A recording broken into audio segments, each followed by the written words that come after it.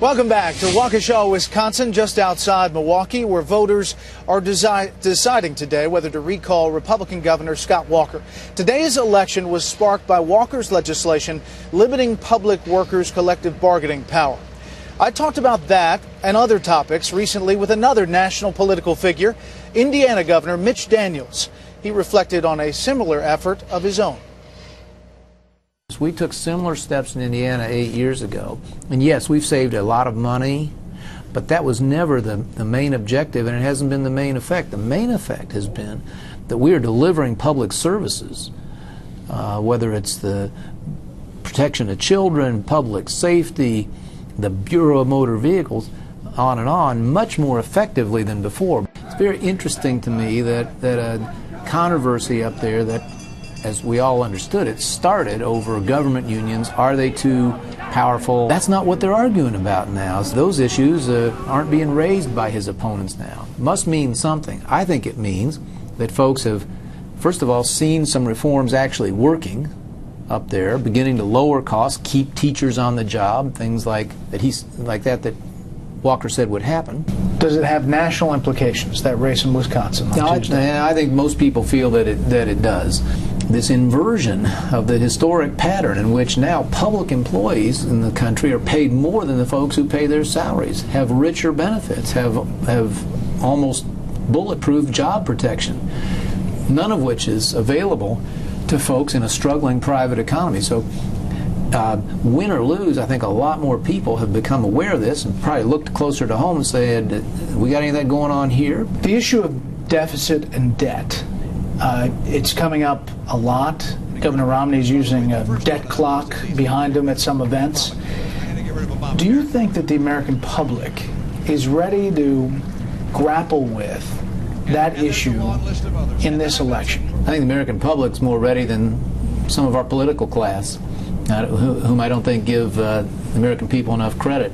American people know.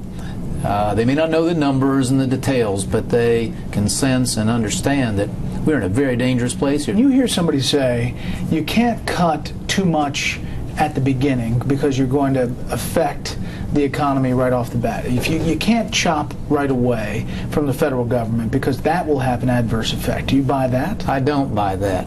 I think, in fact, the first step on the way to recovery, someone recently wrote, we need a recovery from this recovery. It's been a pathetically weak one, so what we're doing is not working. You know, Brett, I've been reminded lately, St. Augustine once wrote, God, please make me chaste, but just not yet. A lot of our politicians are like that. They want to start trimming our debt, but gosh, not now. Tax reform is a very exciting possibility to me because I think there are a lot of Democrats that agree. We've been down this road before, and one, it can be done. It was done in the 80s. I was a small part of that, working for President Reagan. It was bipartisan, and it worked. And so lower rates, fewer loopholes and exemptions has been proven to be a job-creating strategy, and it addresses the, I think, perfectly fair question, how do we make sure everybody contributes? The wrong way to get wealthier people to contribute more is not to keep jacking up rates in a dysfunctional tax system. So when you hear President Obama say everyone needs to pay their fair share, what are you hearing? I hear demagoguery. He knows that we have the most progressive tax system in all the OECD countries. When you roll it all together, a smaller percentage of people here are being a lot bigger percentage of the cost of government. You said back in 2010 that there might need to be a truce on social issues to get through the economic emergency. Mm-hmm. You still in the truce area? I am. I mean, I think when we've got an emergency that threatens us all, rich, poor, across every boundary that might otherwise divide us, we ought to concentrate on that. It's our common enemy. It's therefore a common opportunity to try to come together, make certain that the dream of upward mobility is preserved, make certain there's a safety net there for the next generation like current generations have, and we ought not let other honest disagreements get in the way till we've dealt with that. Yeah, but social conservatives didn't particularly love that statement. They're concerned that if perhaps you were on a national ticket, that you would not stand up for everything that, with a vigorous fight that perhaps they believe. Well, fortunately for us all, we're never going to know. Really? We're never going to know? Well, I mean, that's not going to happen. The national ticket thing you hypothesize. No, listen. Well, how do you know that, Governor? How do you know that you're not on the short list for Governor Romney?